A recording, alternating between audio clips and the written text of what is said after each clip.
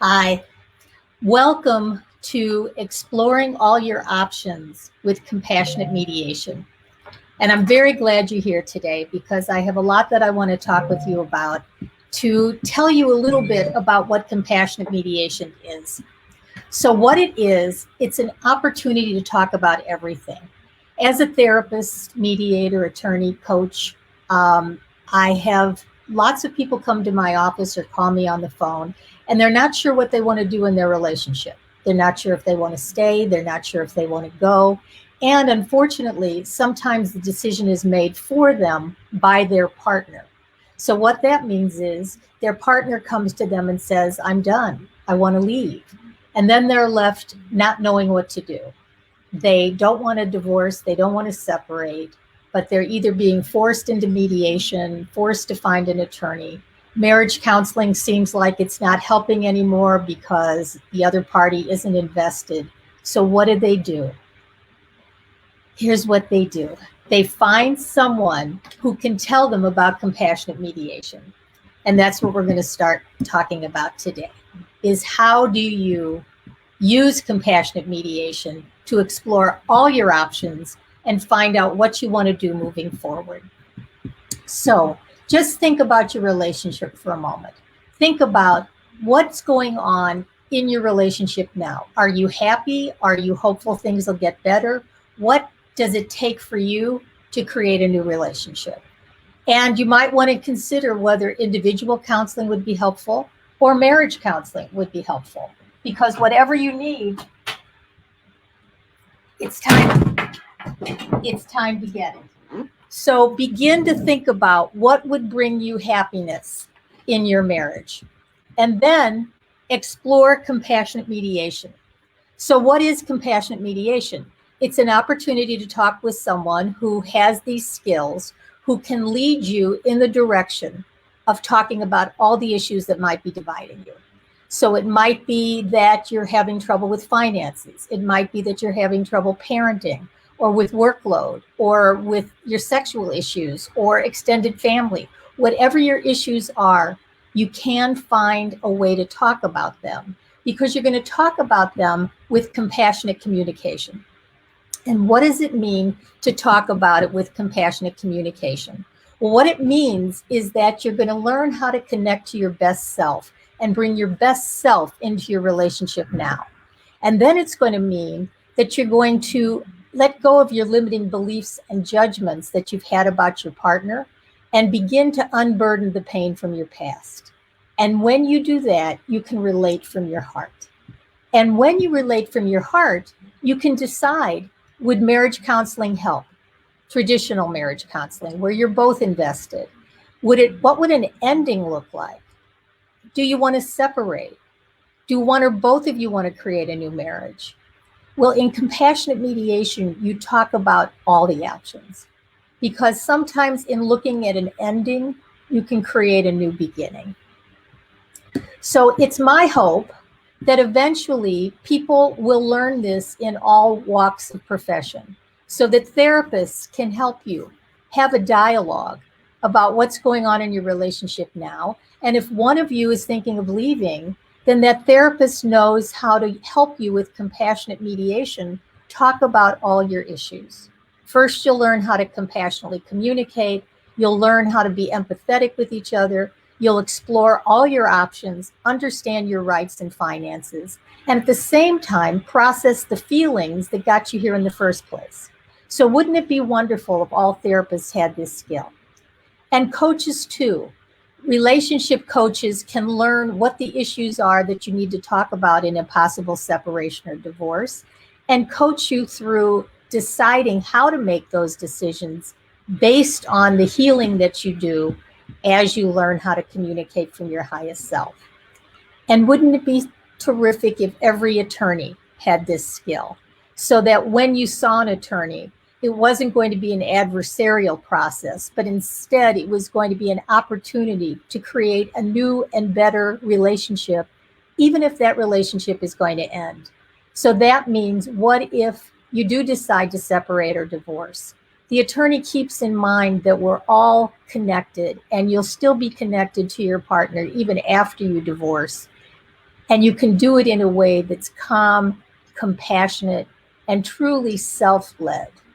And what I mean by being in self is that you learn how to be more calm, clear, compassionate, curious, connected, creative, confident, courageous, and grateful. So are you being that right now? Probably not.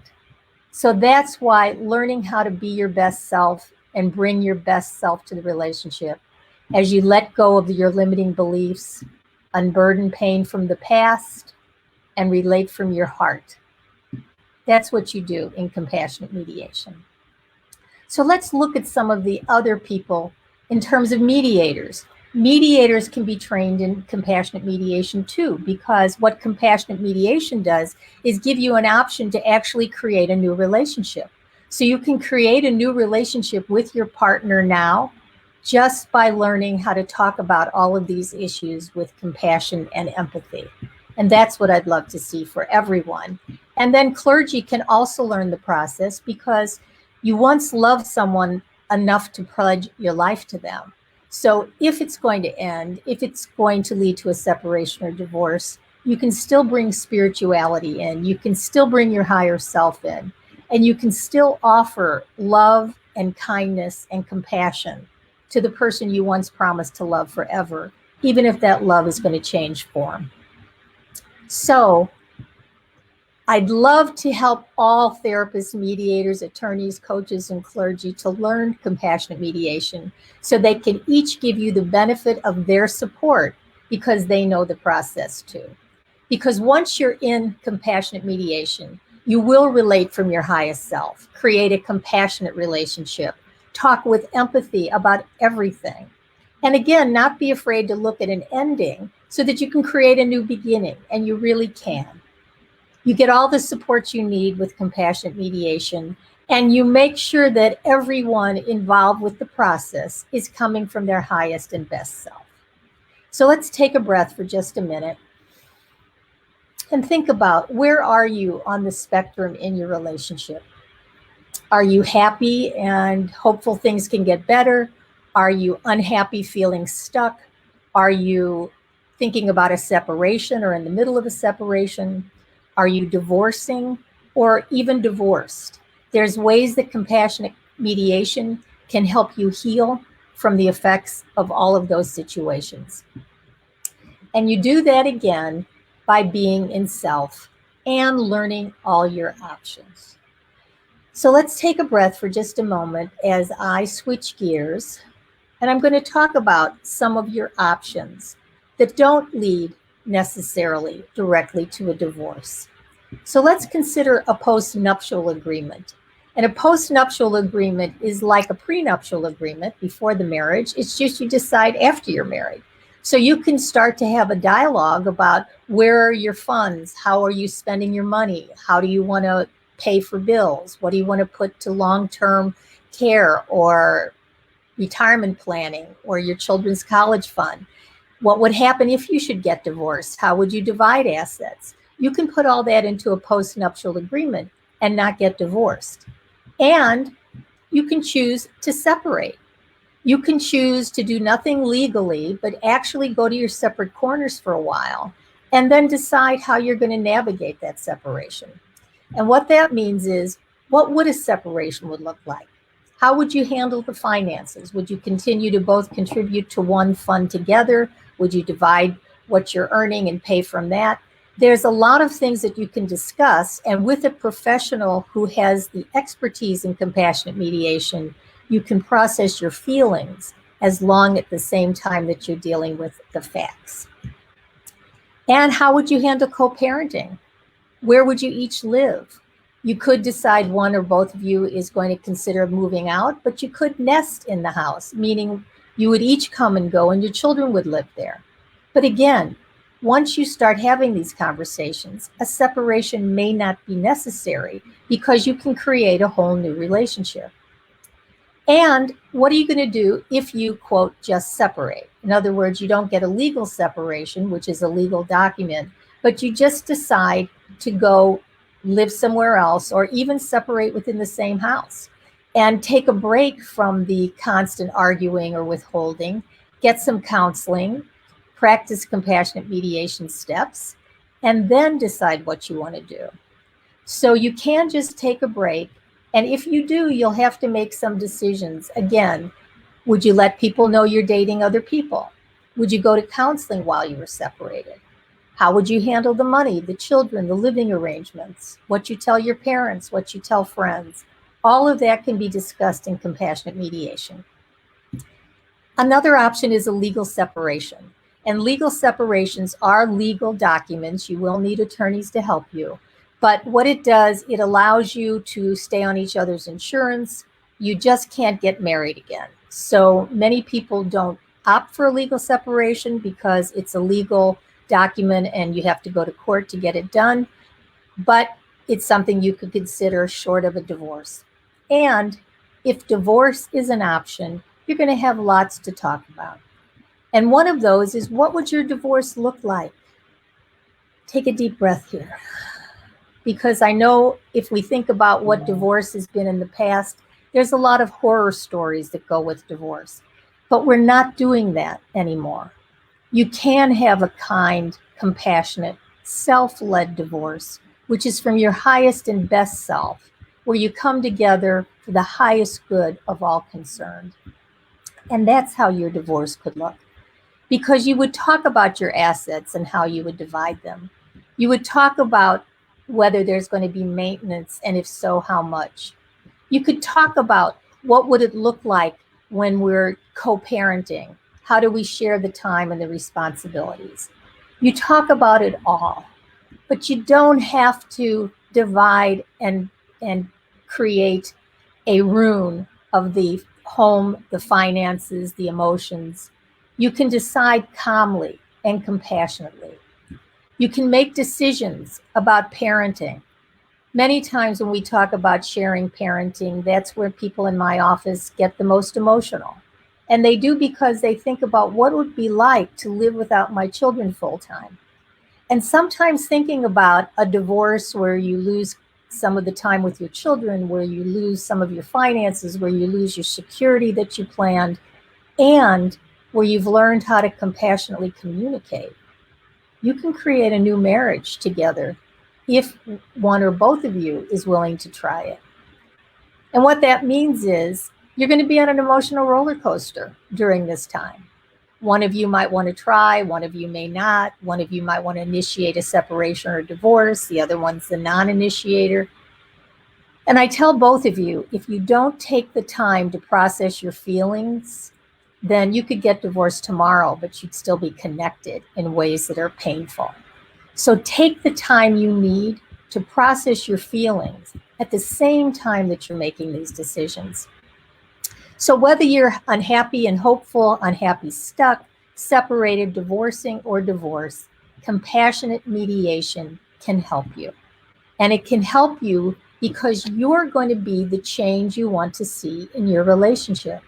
You're going to bring the calm, the compassion, the clarity, the confidence, the connection, and all of those other C words so that you can work together with your partner.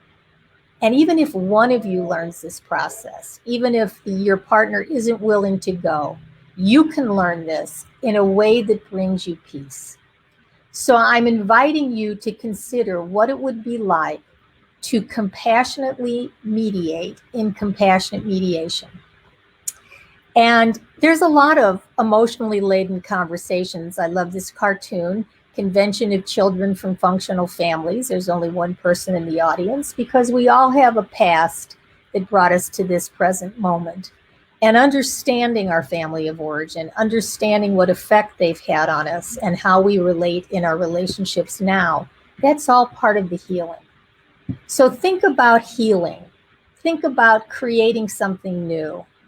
Think about being that change that you're going to see in the relationship. Because once you've made that change, give yourself time and permission to take all the time you need. Because you're going to be taking it one step at a time. And whether that step takes you in the direction of a new and better marriage, or whether that step takes you in the direction of a separation or divorce. You can do it with calm, you can do it with compassion, you can do it with confidence, and you do it with compassionate mediation.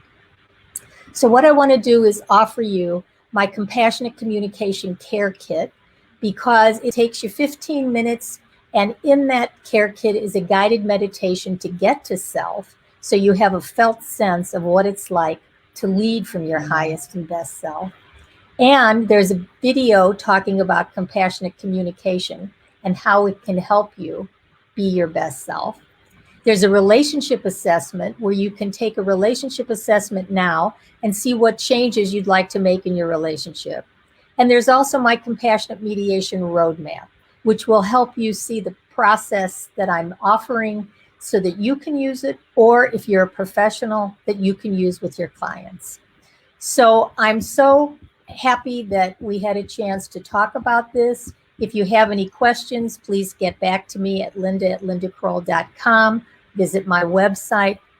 You can also get a copy of my book on compassionate mediation on Amazon, or you can get a free chapter of the book at lindakrollbook.com. So if you go to lindakrollbook.com, you get a free chapter of the book. And if you're a professional and go to lindakroll.com/roadmap, you can get a free roadmap to lead your clients in the direction of their highest and best self. So thank you for staying on with me. If you have any questions, please get back to me. But I'm wishing you a new future where you really bring your best self in, and where you really can relate from your heart in a way that brings you peace, brings you joy, brings you more love, and brings you a way to truly move forward in your life with as much self-energy as possible. So thanks for being here, and I look forward to staying connected. Bye for now.